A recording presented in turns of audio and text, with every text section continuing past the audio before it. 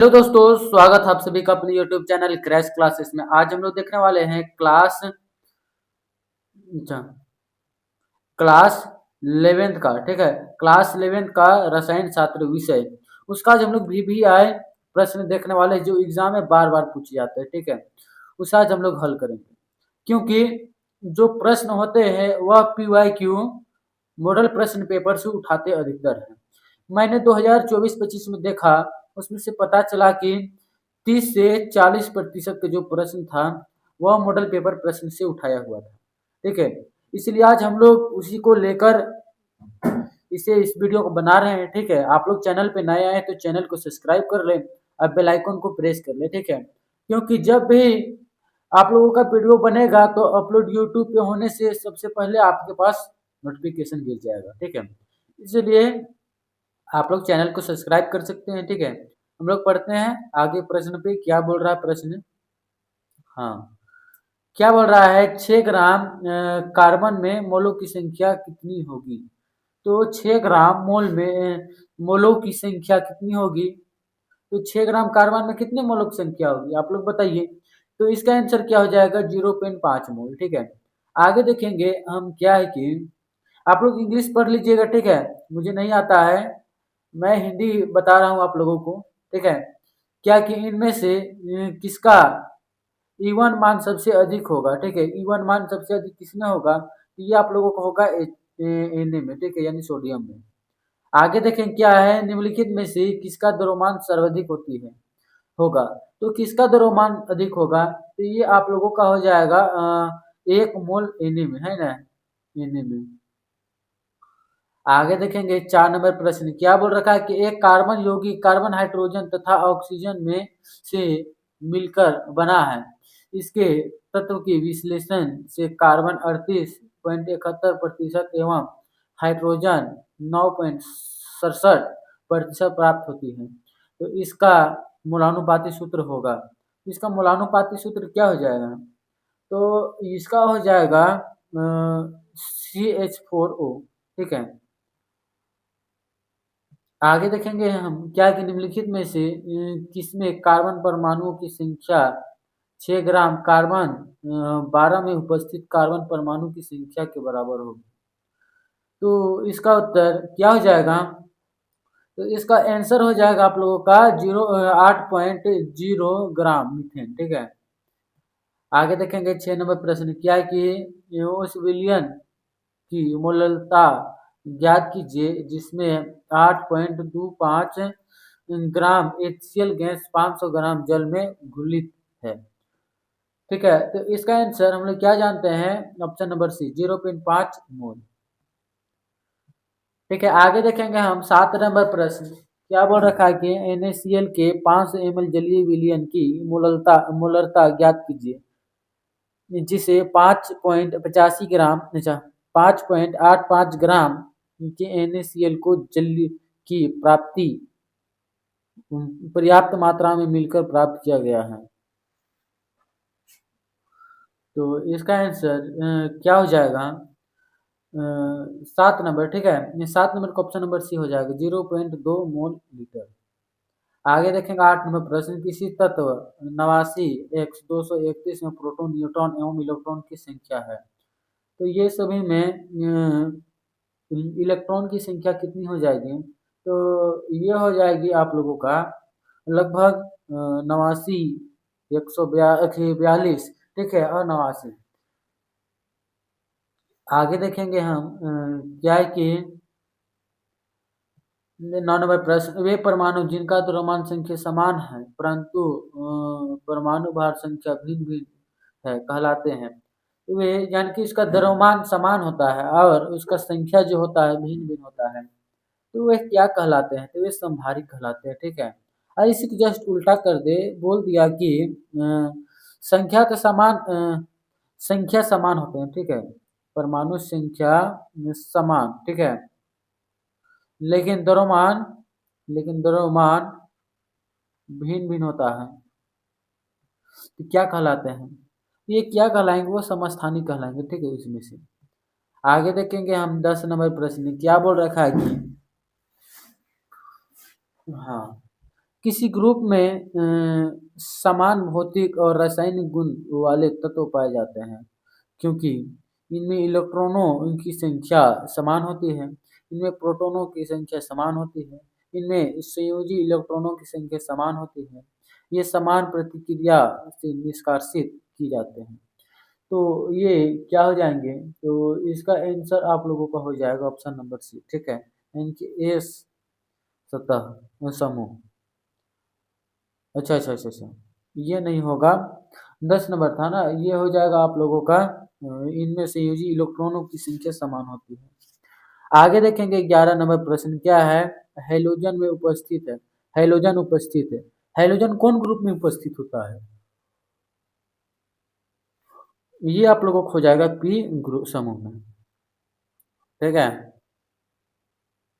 आगे देखेंगे 12 नंबर प्रश्न क्या बोल रखा है कि चुंबकीय कक्षाएं कॉन्डम संख्या सूचित करता है। ये क्या सूचित करता है? तो ये आप लोगों का हो जाएगा उपकोष का त्रिविमीय अभिविन्यास, ठीक है। आगे देखेंगे 13 नंबर प्रश्न क्या है? इनमें से कौन सा सेट आइसोलेक्ट्रिक स्पीशीज को निरूपित करता है? परमाणु संख्या, इतना परमाणु संख्या दिया हुआ है, फ्लोरीन का 9, क्लोरीन का 17, सोडियम के 11, मैग्नीशियम का 12, एल्युमिनियम का 13, पोटेशियम का 19, कैल्शियम का 20, कैडमियम का 21।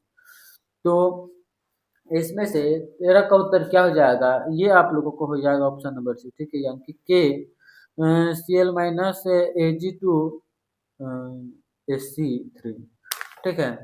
आगे देखेंगे हम 14 नंबर प्रश्न, ठीक है। 14 नंबर प्रश्न क्या बोल रखा है कि समान कक्षा के इलेक्ट्रॉन में विभेद कर सकते हैं। तो समान कक्षा के इलेक्ट्रॉन में विभेद कर सकते हैं, तो क्या विभेद कर सकते हैं? तो ये हो जाएगा आप लोगों का इलेक्ट्रॉन प्रचक्रण क्वांटम संख्या, ठीक है। आगे देखेंगे हम 15 नंबर प्रश्न क्या? कोई वस्तु जिसका द्रव्यमान 10 mg है 100 ms यानी कि मीटर पर सेकंड की गति से गतिशील है, वस्तु से जुड़ी तरंगदैर्घ्य का मान होगा। तो जुड़ी तरंगदैर्घ्य का मान क्या हो जाएगा? ये आप लोगों को हो जाएगा 6.63 गुना 10⁻⁻37 मीटर।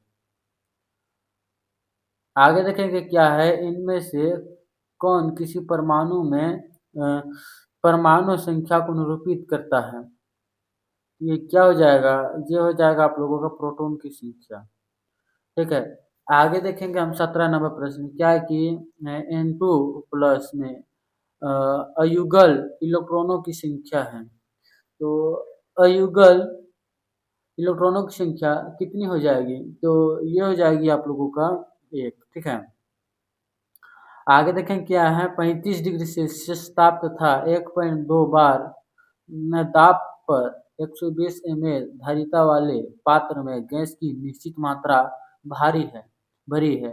यदि 35 डिग्री सेल्सियस पर गैस का 180 ml हो जाती है तो गैस दाब क्या होगा? गैस का दाब क्या होगा? तो इसका आंसर क्या हो जाता है? ठीक है, देखते हैं हम लोग, इसका आंसर हो जाएगा आप लोगों का लगभग 0.8 बार के बराबर, ठीक है। आगे देखेंगे हम क्या है कि स्थिर ताप पर गैस को निश्चित मात्रा का दाब उसके आयतन के व्युत्क्रमानुपाती होता है। यह कौन सा नियम है? तो ये कौन सा नियम है?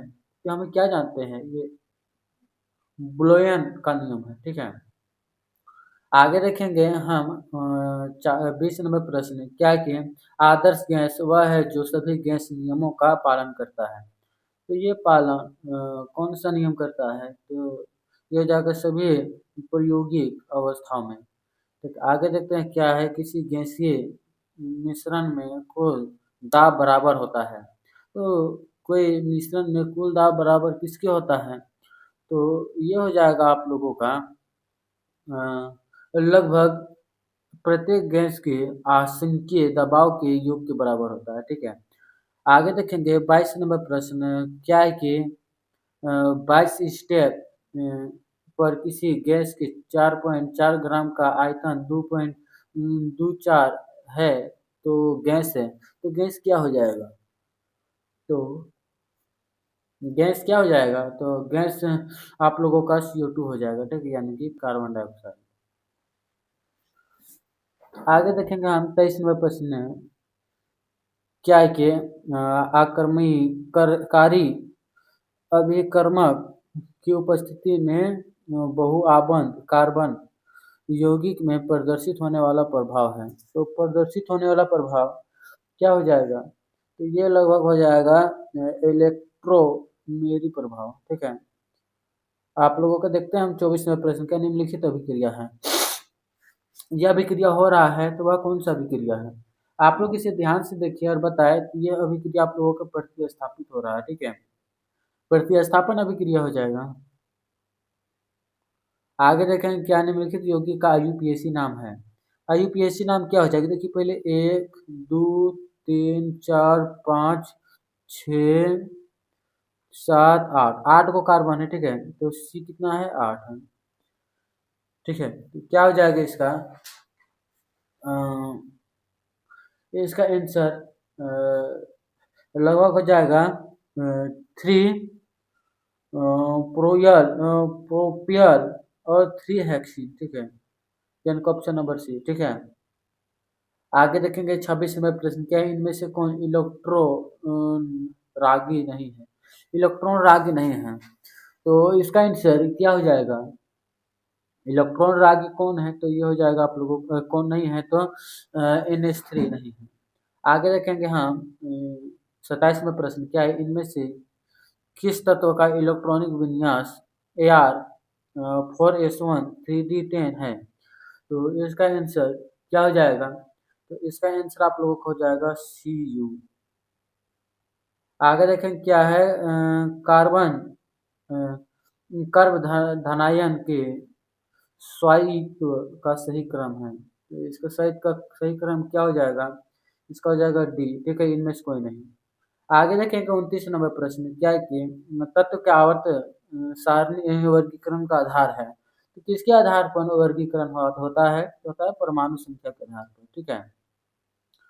आगे देखें क्या है CH3 और CH3 तथा CH3 CH2OH है, तो इसका आंसर क्या हो जाएगा? तो ये हो जाएगा आप लोगों का क्रियात्मक समूह साम्यवस्थ, ठीक है। 31 में प्रश्न देखते हैं, क्षारीय धातुओं का समान इलेक्ट्रॉनिक विन्यास होगा, तो समान इलेक्ट्रॉनिक विन्यास क्या हो जाएगा?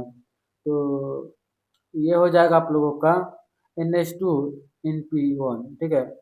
आगे देखें क्या है, क्षारीय धातु ऑक्सीजन अथवा वायु से अभिक्रिया कर बनाती है, अभिक्रिया करके क्या बनाती है? इसका आंसर क्या हो जाएगा? क्षारीय ऑक्साइड बनाते हैं। आगे देखेंगे क्या है KO2 में K की ऑक्सीकरण अवस्था है, तो K का ऑक्सीकरण अवस्था क्या हो जाएगा? तो ये आप लोगों का हो जाएगा +2, ठीक है। 34 नंबर प्रश्न देखते हैं, क्या सोडियम लौह में कौन सा रंग प्रदर्शित करता है? तो कौन सा रंग प्रदर्शित करता है? ये लगभग आप लोगों को गोल्ड ब्राउन प्रदर्शित करता है, ठीक है। आगे देखेंगे 35 नंबर प्रश्न, क्या है 16वें प्रक्रिया से बनाया जाता है, 16वें प्रक्रिया से क्या बनाया जाता है? तो ये सोडियम कार्बोनेट बनाया जाता है, ठीक है। ये था आप लोगों का 35 मोस्ट VVI प्रश्न जो मैंने लिया था।